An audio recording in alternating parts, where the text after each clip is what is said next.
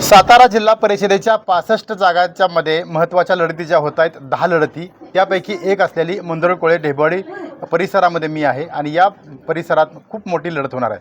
माझ्यासोबत भारतीय जनता पार्टीच्या अधिकृत उमेदवार जिल्हा परिषद गटाच्या डॉक्टर प्राची नरेंद्र पाटील आहेत आणि दुसऱ्या बाजूला पंचायत समिती गणाचे उमेदवार नितीन हिंदुराव पाटील आहेत। प्राचीताई, कसा प्रचार सुरू होता?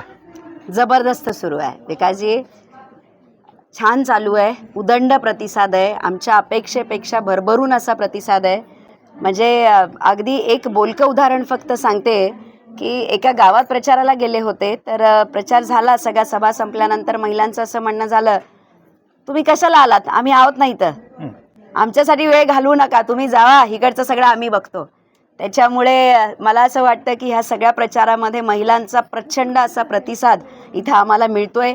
युवा वर्ग तितक्याच ताकदीनं आमच्या आज सोबत उभा आहे आणि सगळ्यात महत्त्वाचं सांगावंसं वाटतं की आम्ही दोघंही ज्या पार्टीतनं आज उभे आहोत त्या भारतीय जनता पार्टीचं एक जबरदस्त अशा पद्धतीचं आपण पाहताय की सगळीकडे आज भारतीय जनता पार्टीचं कमळ हे सगळीकडे फुललेलं आहे। आणि आता माझ्या आणि नितीनजींच्या उमेदवारीमधून ते आपल्या मंदरुळकोळे जिल्हा परिषद गटात आणि मंदरुळकोळे जिल्हा पंचायत समिती गणामध्ये आणि पुढे जाऊन सांगते सणबूर पंचायत समिती गणात सुद्धा हे कमळ आम्ही फुलवणार म्हणजे फुलवणारच।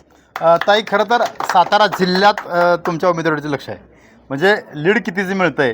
कारण परवा डॉक्टर अतुल भोसलेंनी परवा सभेमध्ये सांगितलं की प्राचीताई आणि विशेषतः मंदरुळकोळे जिल्हा परिषद गटामध्ये जिल्ह्याचं कसं वातावरण असेल? तुम्ही आता भाषणामध्ये बोललात, आता जिल्हा परिषद भाजपचं आज आपल्या जिल्ह्याचं सन्माननीय नेतृत्व भारतीय जनता पक्षाचं जिल्हाध्यक्ष सन्माननीय अतुलबाबा भोसले आणि आज त्यांच्याकडे जिल्हाध्यक्षपदाची धुरा आहेच, पण त्याहीपेक्षा आपलं सातारा जिल्हा म्हटलं छत्रपती श्रीमंत उदयनराजे महाराज, त्याचप्रमाणे शिवेंद्र बाबा आणि जयकुमारजी गोरे यांच्या माध्यमातून आज साताऱ्याला अनेक पद्धतीचं विकास कामं, म्हणजे मुद्दाम ह्या विषयावरती बोलती आहे की भारतीय जनता पार्टीच्या माध्यमातून आज अगदी केंद्रापासून राज्यापासून ते आपल्या सातारा जिल्ह्यामध्ये पर्यंत जी काही विकास कामं होत आहेत, ह्या विकास कामावरती आता लोक डोळ्यांनी हे सगळा विकास पाहतायत आणि म्हणूनसाठी आता हा विकास आपल्या सातारा जिल्ह्यामध्ये जिल्हा परिषदेवरती झेंडा त्या ठिकाणी आल्याशिवाय थांबणार नाही, एवढं मतदारांचा आपल्या उदंड प्रतिसाद ह्या इथून मला दिसतोय। ताई, खरं तर मी मंदरुळकोळे फक्त जिल्हा परिषद पुरतं बोलणार नाही, तर जिल्ह्यातल्या महिलांना तुम्ही काय आवाहन कराल या निवडणुकीच्या माध्यमातून जिल्ह्यातील?